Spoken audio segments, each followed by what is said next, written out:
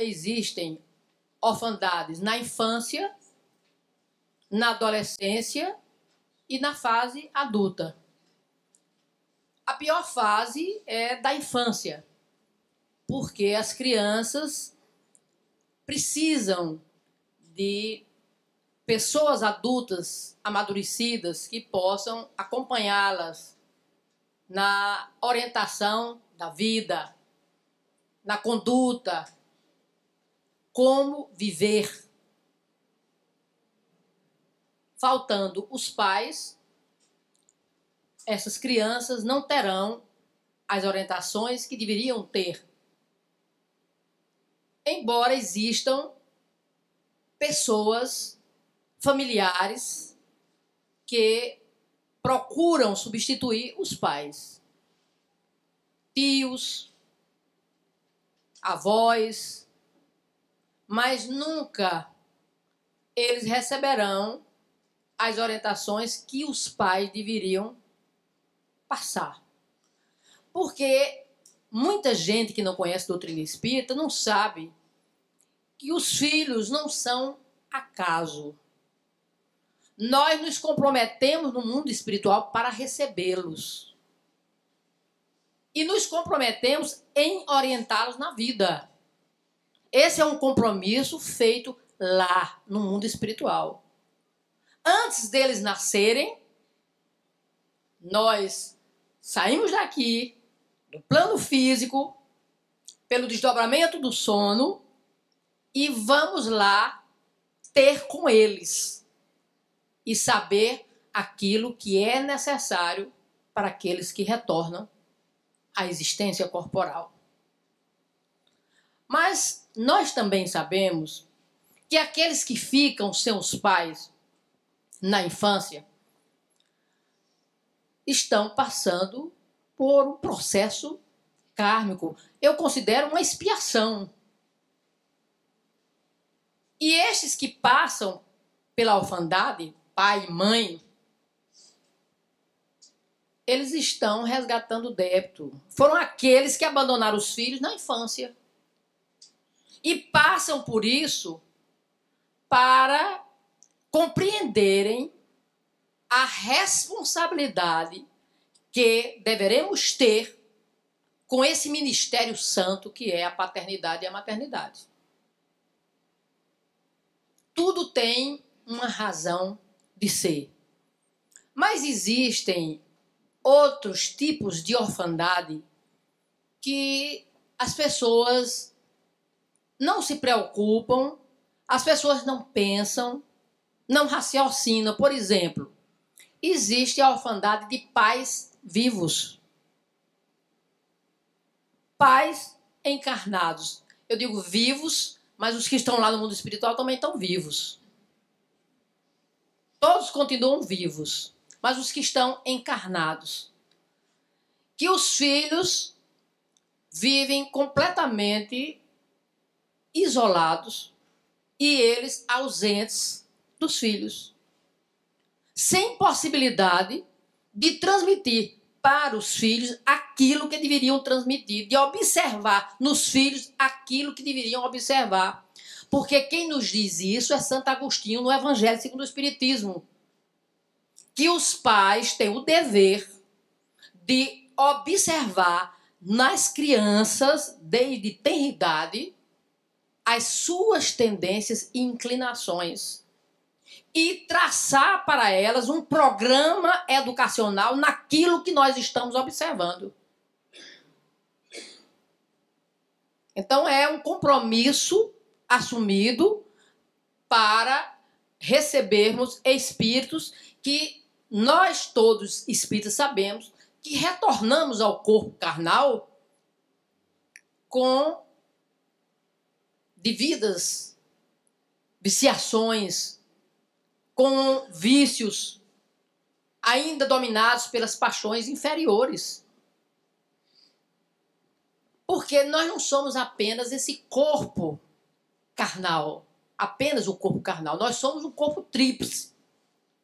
Corpo físico, perispírito e espírito. E esse corpo perispiritual é o arquivo de tudo quanto nós vivenciamos em várias existências. Então, os espíritos retornam ao berço com as inclinações positivas e negativas. E os pais têm o dever de observar, segundo Santo Agostinho, estas tendências, estas inclinações e procurar educá-los. Segundo Emmanuel, o lar é a melhor escola de formação de caráter dos filhos, do caráter e dos sentimentos. Que o lar educa. As instituições que ensinam, instruem, mas a educação é no lar. E esta educação deve ser dada pelos pais. Porque educar não é instruir. E muitos de nós aprendemos que educação é ser uma pessoa instruída. É se formar, é ter um título. Quantas vezes nós ouvimos pessoas dizerem assim, doutor fulano e tal é um cavalo batizado? Eu já ouvi muito isso. Doutor fulano é um cavalo batizado. Por quê? Porque ele teve instrução, se formou, mas não tem sentimentos. E pode até nem ter moralidade. Porque instrução é o desenvolvimento do intelecto. Então a doutrina espírita nos propõe o conhecimento e a moralidade. São as asas da evolução. Com conhecimento e moralidade nós vamos conquistar sabedoria. E é isso que a doutrina propõe para todos nós. Não podemos nunca ter uma sociedade apenas com pessoas instruídas, nem uma sociedade apenas com pessoas moralizadas. As asas da evolução, moralidade e intelectualidade. O desenvolvimento da inteligência e da moralidade. Mas é importante que esse intelecto esteja moldurado, firmado no profundo sentimento de humanidade. Agora, eu pergunto a vocês, e a pergunta também cabe a mim. Nós, pais, que trabalhamos fora, que temos as crianças para educar, e a gente educa muito mais com exemplo do que ensinando. Como essas crianças são educadas, principalmente na atualidade? Eu falei certa vez no centro espírita a esse respeito. Depois, uma pessoa que estava em público veio me dizer: a senhora não sabe que existem crianças com depressão pela ausência dos pais, porque os pais não estão nunca em casa. Mas os pais precisam trabalhar para o sustento. Aí estão achando que o melhor para os filhos é a casa, é o carro, é a comida, é a roupa e, sobretudo, a instrução. Que todo mundo chama de educação. E, na verdade, não é educação, é instruir. A escola instrui, o lar educa. Então, os pais são responsáveis pela formação do caráter dos filhos e vão trabalhar como verdadeiros lapidadores de pedras preciosas. Porque se os filhos falirem por omissão nossa, nós vamos responder por isso no mundo espiritual. Sem essa orientação, as crianças ficam à vontade e aquelas inclinações e aquelas tendências inferiores que vão surgindo, não tem quem oriente, quem combata. Porque são criados pelas babás. Muitas vezes babás que não têm nenhuma educação, que não têm formação de caráter. Nem todas, mas muitas. A maioria sim. Quer apenas receber o salário. E as crianças passam o dia inteiro na televisão, vendo o que não deveriam ver. Existem pais que não deixam que as crianças vejam o que passa na televisão. E a televisão, para nós adultos, é ruim, imagine, para crianças. E as crianças, elas observam tudo. Elas sabem tudo. Não se iludam. O que nós fazemos, o que nós falamos, elas vão assimilando. Então, os pais precisam dar o exemplo. Geralmente nós dizemos, meus filhos, não beba, porque a bebida faz mal. A bebida dá cirrose, mata, você vai ter câncer. Ou então, não fume. O fumo dá câncer de pulmão, você morre. Mas o pai não tira o cigarro da boca. Nos fins de semana, quando passa em casa, bebendo com os amigos na frente das crianças. Não minta. Mentir é feio. Fale sempre a verdade. Aí as crianças veem, o telefone toca, o pai ou a mãe diga que não estou. E eles estão vendo que ele está mentindo. Ensina para não mentir, mas está mentindo. Ou chega uma visita indesejável, diga que saímos. Ou alguém pede, solicita uma ajuda para uma instituição qualquer, diga que nós não temos nada hoje. E eles vendo tudo o que os pais estão dizendo que não é verdade. Não fale mal da vida alheia.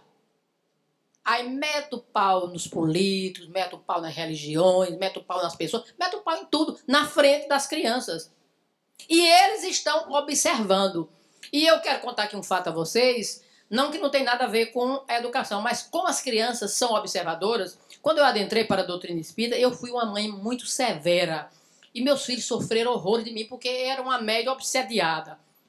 Então eles apanhavam demais. O pai trabalhava e eu educava a minha maneira. Então, quando eu me tornei espírita, toda segunda-feira era o dia que eu saía para a federação. Na segunda-feira, o meu marido saía para trabalhar. Quando ele saía, aí eu ia para o outro lado da rua, não dirigia ainda, tomava um táxi ou então um ônibus e ia para a federação. Com uns 2 ou 3 meses que eu estava frequentando, o meu filho, Janduí, que graças a Deus hoje é espírita, embora tenha enveredado para o lado da política, mas é espírita, ele olhou para mim e disse assim, mãe, a senhora vai hoje para aquele lugar que a senhora está indo toda segunda-feira? Olha que ele sabia que eu saía naquele horário, na segunda-feira, para algum lugar. A senhora está indo para aquele lugar que a senhora vai toda segunda-feira? Aí eu disse, vou, meu filho. Por quê? Ele disse, oh, beleza, vai que a senhora volta de lá tão boazinha. Ele observou. 8 anos ele tinha. Então, as crianças observam tudo. Então, se nós ensinamos, não faça isso, não faça aquilo, nós temos que dar o exemplo. Sejam honestos. A honestidade é importante. Aí, sai para uma viagem, vai em alta velocidade, o guarda para e os filhos veem os pais dando dinheiro, comprando o guarda para não multar. Subornando na frente das crianças. E eles sabem que aquilo é desonestidade. É uma vida de faz de conta. Então, não educam, ensinam e não vivenciam, por isso a educação não tem logrado êxito. Porque precisamos ensinar e tomar para si aquilo que nós estamos ensinando.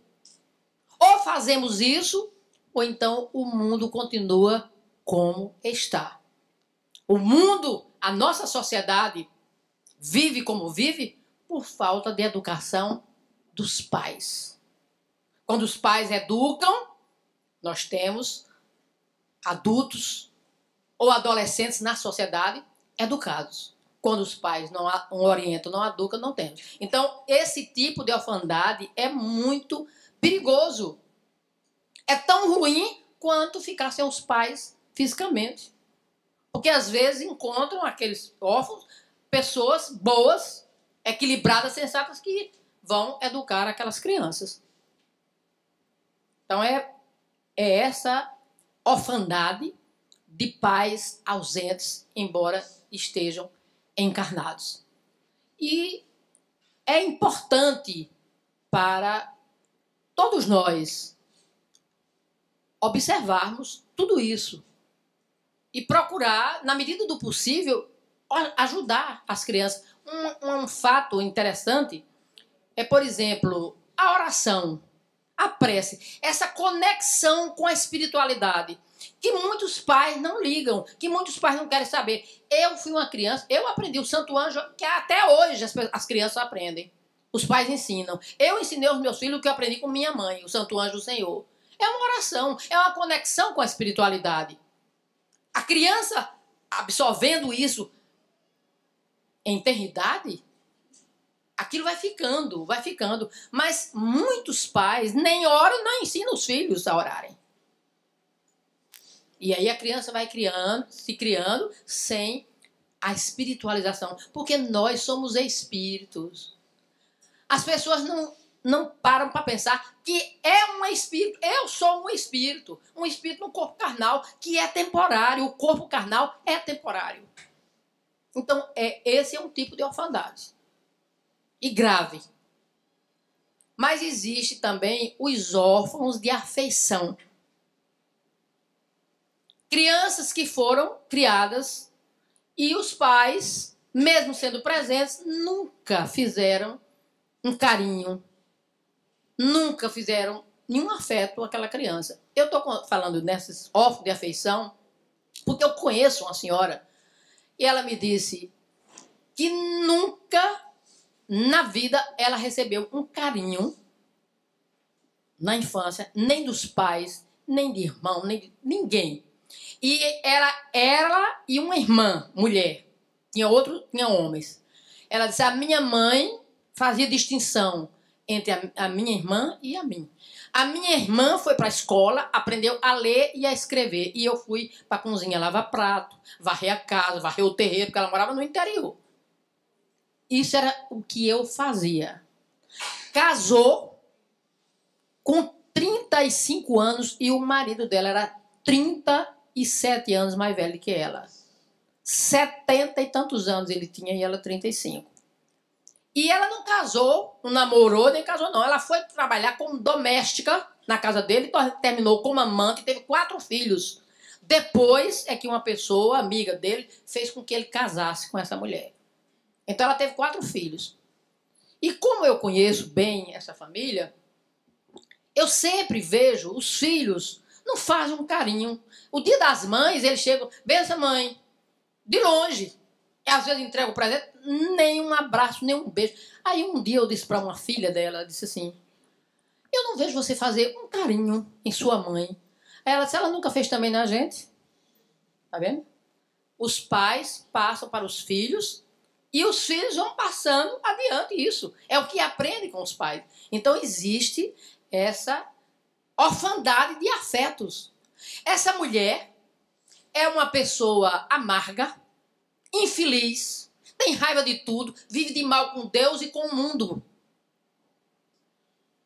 É péssima patroa, a empregada desse.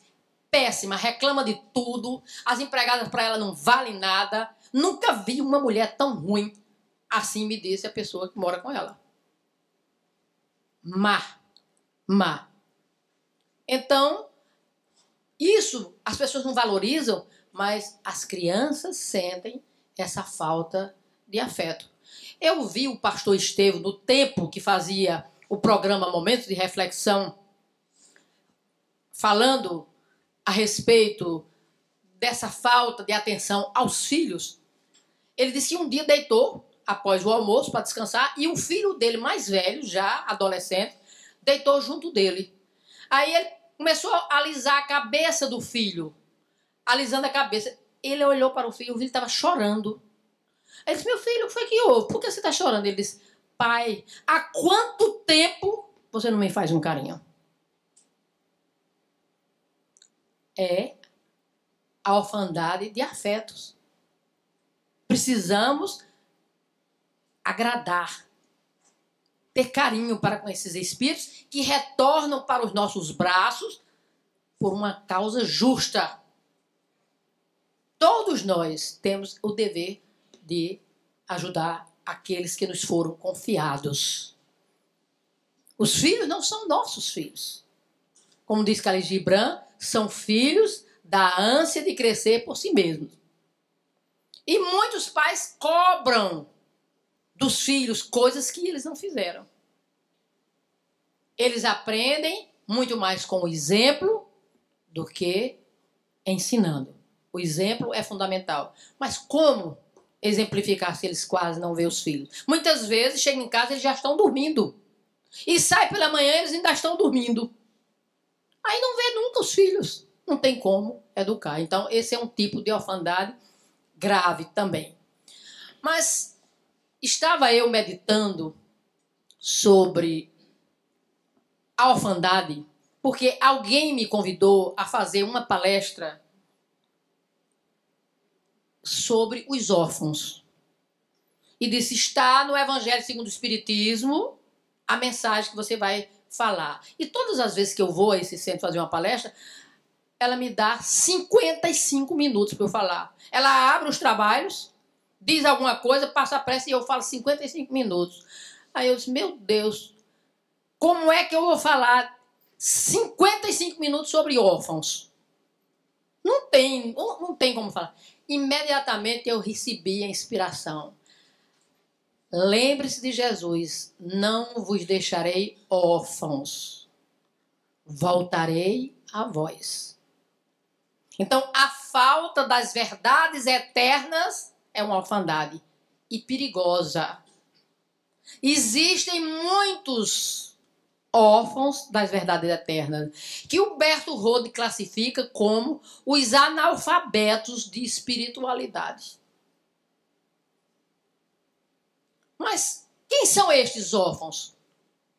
São aqueles que pertencem ao cristianismo e aqueles que instruem ensinam diferentemente daquilo que Jesus ensinou. Jesus diz, não vos deixarei órfãos. E no capítulo posterior, isso ele diz segundo João, no capítulo 14, e no capítulo 15, ele já faz a promessa da vinda do Consolador. Aquele Consolador que viria relembrar o seu ensino e trazer coisas novas, ensinamentos novos. E nós sabemos, não somos nós que dizemos, os encarnados não, são os espíritos que nos informaram que o Consolador é o Espiritismo, sem sombra de dúvida. Por que o Consolador é o Espiritismo? Porque nós temos como postulados básicos as verdades eternas transmitidas por Jesus.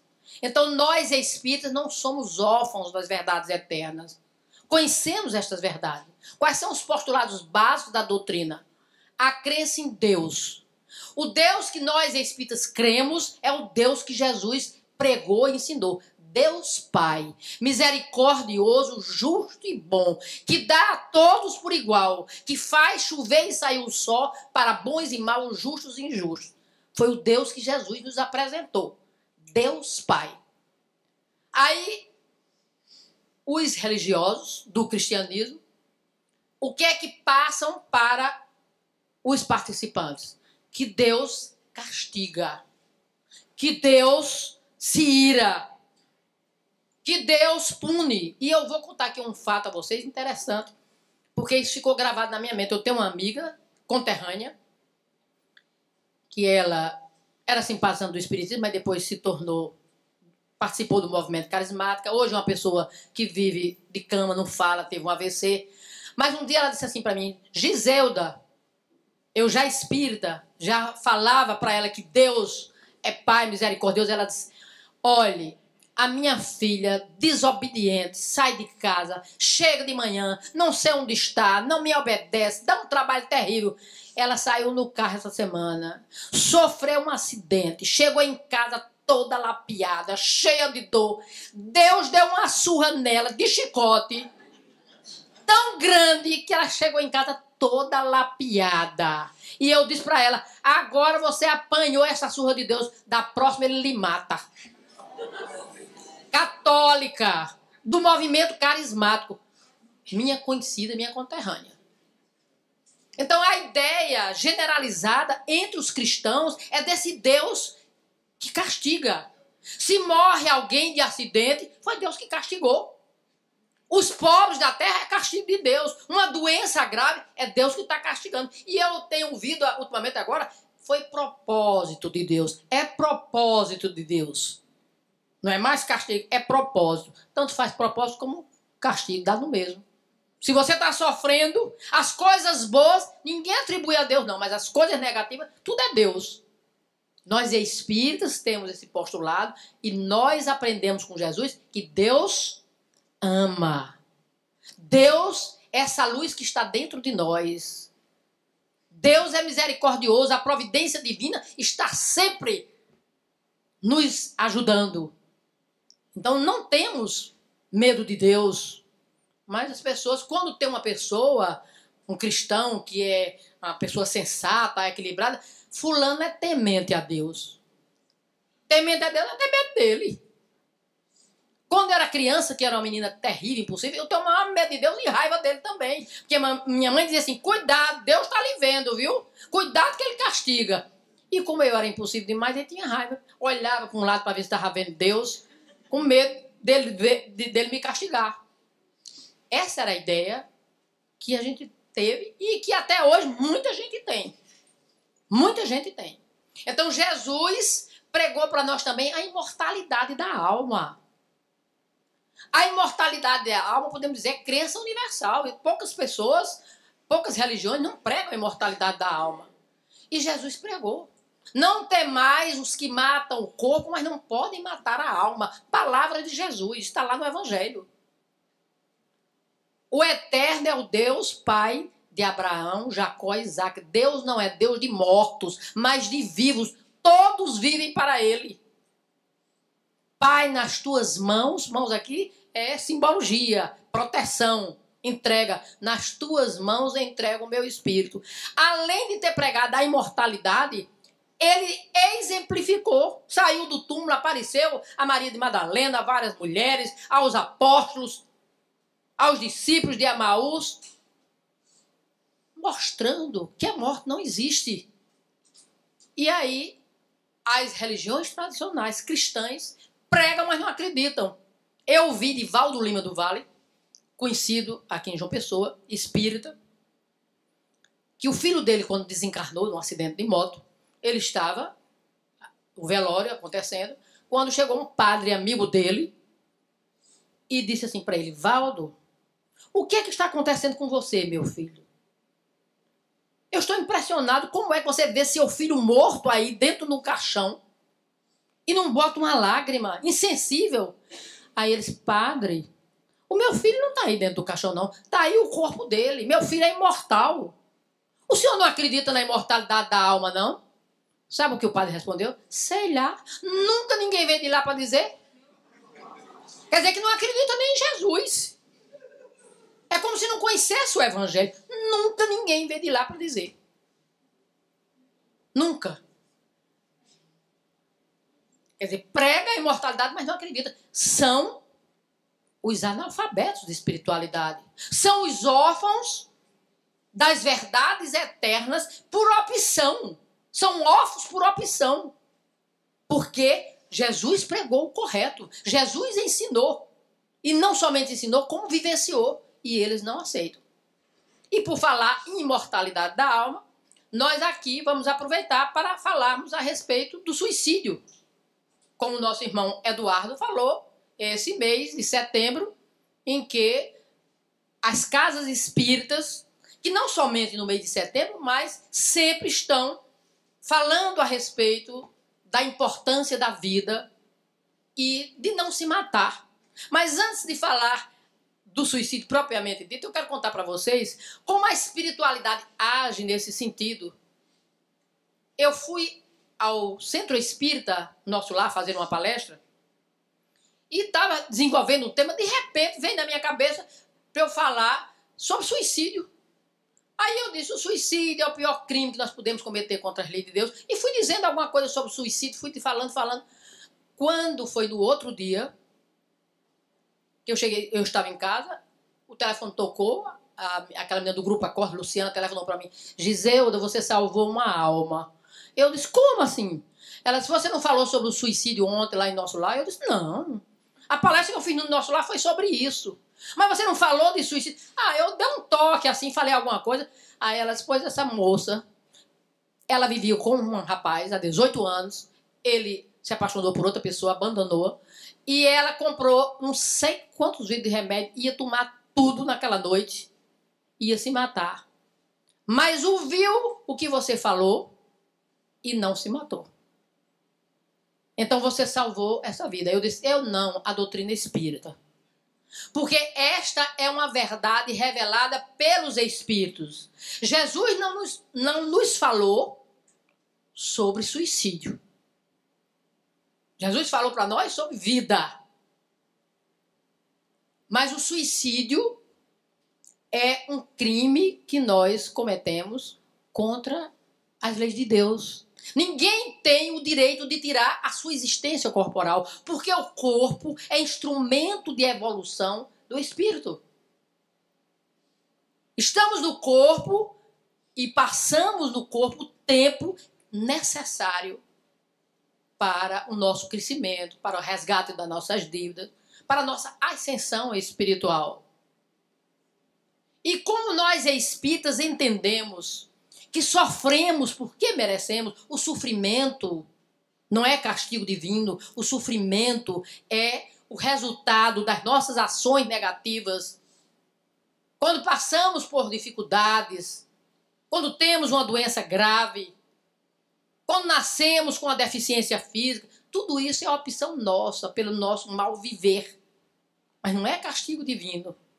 E aí nós entendemos, como espíritas, que o espiritismo é esse consolador, que Jesus sabia antecipadamente que iriam desvirtuar os seus ensinamentos, e o consolador veio justamente para isso, para reavivar nas mentes das pessoas o seu ensino.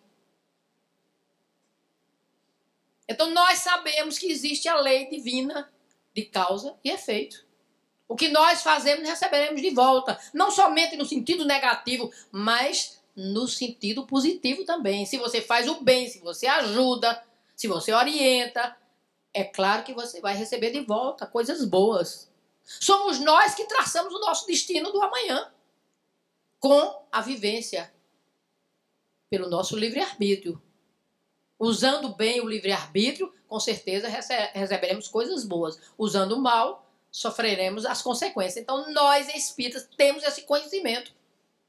Quando sofremos, quando passamos por dificuldade, estamos crescendo, resgatando débitos. E as pessoas que se matam são aquelas que passam por dificuldades. E fazem isso porque são órfãos das verdades eternas. Nós temos no livro dos Espíritos, precisamente das leis morais, o último capítulo, Penas e Consolações, um capítulo inteiro sobre suicídio. Kardec fez questão de mostrar para nós como o suicídio é terrível. Como sofre aqueles que tiram a sua existência. Não tira a vida, não. Porque a vida é única. Nós nunca saímos da vida, nós saímos do corpo, mas nunca da vida. Continuamos vivos no mundo espiritual e sofrendo terrivelmente. O sofrimento é indescritível daqueles que se matam. Embora existam atenuantes. Nem todos são iguais, mas é um sofrimento muito grande. E nós, espíritas, estamos sempre orientando as pessoas sobre isso, para evitar que as pessoas se matem, pensando que resolve o problema e, na verdade, ampliam. Esta é uma solução simplista, diz Joana de Ângeles, que só acarreta dores e sofrimentos. Não podemos jamais tirar a nossa existência corporal. Quando fazíamos o programa Momento de Reflexão com Tony Show, resolvi um dia, nós tínhamos 15 minutos cada participante, e eu resolvi falar nos 15 minutos sobre o suicídio, achando que era importante, porque milhares de pessoas escutavam o programa, não somente aqui as pessoas de João Pessoa, mas do sertão, em toda parte. As pessoas ouviam aquele programa. E aí, no fim do ano, que eu fui conversar com o Tony, a gente sempre levava uma lembrança da federação para ele. Ele disse assim: professora, quero lhe contar uma história. Eu disse: o que foi? Entrei na Caixa Econômica, aí uma mulher gritou: Tony, Tony. Eu olhei para ela: diga. Tony, Deus lhe pague, meu filho, porque você criou aquele programa. Aí ele disse: que programa? Momento de Reflexão. Aquela mulher do Espiritismo salvou minha vida. Aí ele disse, como assim? Falou sobre suicídio. Ela disse tanta coisa que o diabo é quem se mata. E eu recebi um telefonema de uma pessoa espírita, amiga, Giseudo, eu achei que você foi dura demais. Não devia ter falado tão forte sobre o suicídio, não. Eu digo, mas são verdades que devem ser ditas. E quando nós omitimos, nós somos responsáveis por isso. Se eu tenho essa possibilidade de transmitir para as pessoas o que é o suicídio, que os espíritos amigos nos informam, por que nós vamos ocultar? Mas as pessoas não querem falar porque magoa, porque tem gente que sofre com isso. Eu fiz uma palestra na Jornada da Mulher Espírita, o ano passado, sobre o triunfo da imortalidade, e narrei esse fato de Tônio, da mulher. E tinha uma senhora que estava lá e ela tinha perdido um filho pelo suicídio. Então ela ficou desesperada quando ouviu o que eu falei, né? Que a mulher disse, o diabo é quem se mata. Mostrando que não é coisa boa se matar. E ela foi bater lá no centro André Luiz, conversar com Sueli. E muito chorosa, e disse assim, mas eu escutei uma mulher que falou que o suicídio é terrível, que não tem... Mas eu falei também que no Espiritismo nós sabemos que aquele que se mata não está condenado ao inferno eterno. Porque Deus é Pai. Porque Deus é misericórdia. Aquele que se mata terá a oportunidade de retornar em um outro corpo para dar continuidade à sua existência física, à vida que ele interrompeu antecipadamente pela morte. Existe coisa melhor do que você saber que mesmo se matando, ou que um filho se matou, ele terá a oportunidade de retornar e não é condenado às penas eternas? Na minha terra, quando eu era criança, quem se suicidava não passava na igreja. O caixão ficava na casa. Na igreja não passava. Nem podia mandar celebrar a missa para quem se suicidava. E eu ouvi isso de Divaldo. A irmã dele, Naí, se matou. Casada, descobriu que o marido tinha um amante e resolveu se matar. E aí a mãe de Naí, a mãe de Divaldo, foi falar com o padre, que ela era católica, para celebrar uma missa. Não, aqui na igreja não, ela não pode não. Quem se mata está condenado às penas eternas. E aí ela disse para o padre, padre, a pessoa que se mata não está com juízo perfeito. Quem tira a sua existência não está com juízo perfeito, não está normal. Não, mas aqui ela está condenada. Mas na doutrina espírita nós sabemos que não. E isso é uma mensagem de esperança para aqueles que ficam. Que aqueles que se matam terão novas chances, novas oportunidades. Vejam aí a importância do Consolador na Terra, que é ainda uma minoria. Porque as pessoas estão voltadas para o exterior. As pessoas gostam de culto externo, de adoração a imagens, de promessas, de coisas fáceis. Nada de luta pela sua melhoria espiritual, nada de esforço para transformar as suas más tendências, as más inclinações, nada disso. E é isso que o Consolador nos ensina, para chegarmos no mundo espiritual felizes, tranquilos, porque cumprimos com o nosso dever e com certeza vamos voltar melhor. É isso que nós aprendemos na doutrina espírita, esse Consolador que Jesus prometeu. Então, meus amigos, Jesus também pregou a lei da reencarnação, a lei do progresso. Quando ele diz, sede perfeitos, como o vosso Pai Celestial é perfeito, ele estava pregando a lei da reencarnação, mostrando que nós vamos atingir a perfeição suprema, mas numa única existência. Isso é impossível. Então não foi somente essa vez, são várias as sentenças de Jesus falando sobre a lei da reencarnação. Só que ele não falava na palavra reencarnação porque não existia. A palavra reencarnação é uma palavra nova, criada por Allan Kardec. Allan Kardec criou a palavra, mas a lei sempre existiu. É lei de Deus, a lei da reencarnação, como a desencarnação.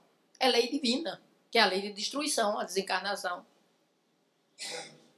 Então a reencarnação dá ao espírito oportunidades de várias idas e vindas até conquistar essa perfeição suprema solicitada por Jesus. Nós espíritas aceitamos. As religiões tradicionais não aceitam. E eu vi no programa Tony Show um pastor dizendo: essa história de progresso é conversa, o povo está pior. Não existe progresso, existe progresso tecnológico. Existe progresso de outras coisas, mas progresso moral não existe. E ele falou a verdade, progresso moral é muito pouco, mas existem pessoas que já estão trabalhando nesse sentido. Não são todos iguais. Progresso moral também existe. Existem muitas pessoas, e em todos os credos, não é só no espiritismo, não. Em todos os credos existem aquelas pessoas que são sensatas, aquelas pessoas que acreditam, aquelas pessoas que ouvem a mensagem, interiorizam e botam para fora na prática. Então nós, espíritos, podemos dizer que somos alfabetizados das verdades eternas.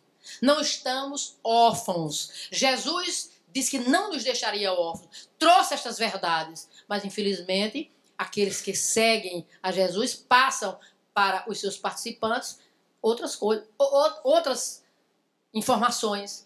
Por exemplo, Jesus pregou a lei de causa e efeito. Eles dizem que essa história de lei de causa e efeito é invenção do espiritismo. E isso não existe, não tem na Bíblia. Como não tem na Bíblia a palavra reencarnação? Na verdade, a palavra reencarnação não está na Bíblia porque é uma palavra nova, mas a lei está lá.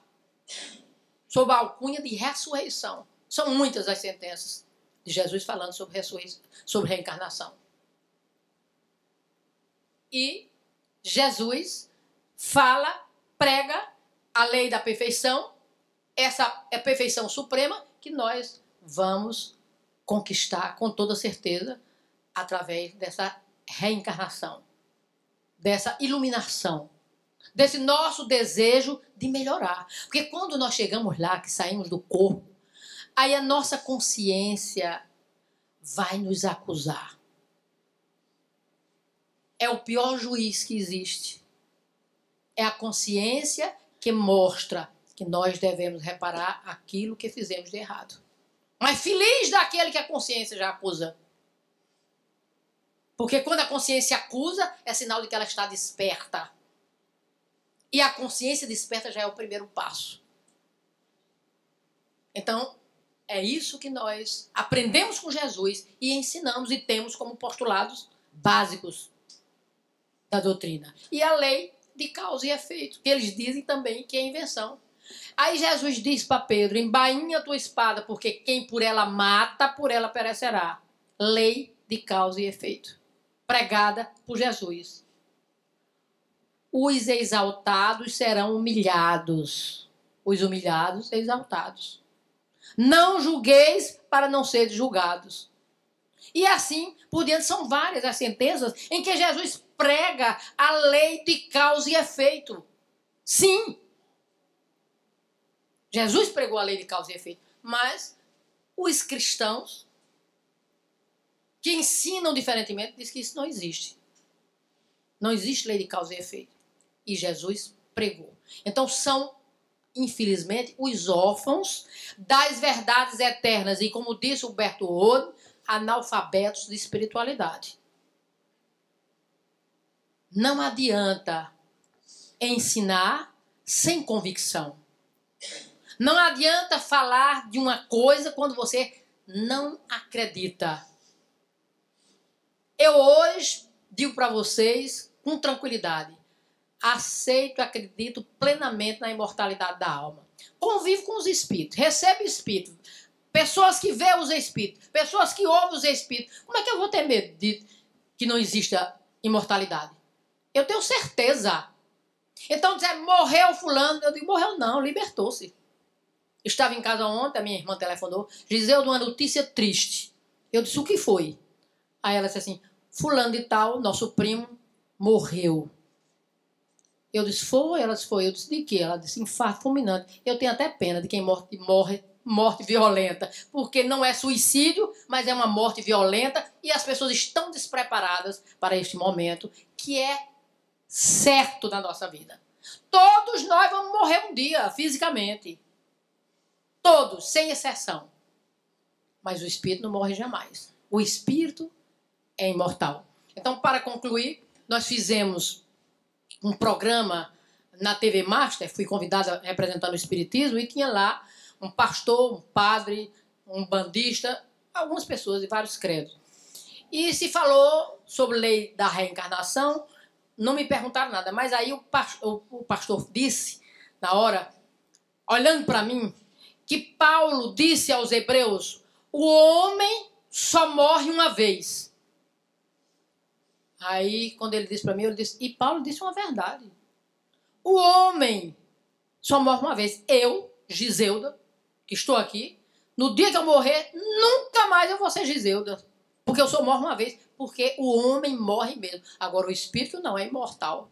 Quem volta não é o homem, quem volta é o espírito. Nunca mais, quando Giselda desencarnar, terá outra Giselda na Terra. Pode ter um nome, de um neto, um bisneto, um nome, mas não é a individualidade não é a mesma. Então morre o corpo, o ser humano morre. E só morre uma vez. Acabou. Morreu, jamais. Essa história de que nós um dia vamos ressuscitar no dia do juízo, isso não existe. Isso é história de carochinha.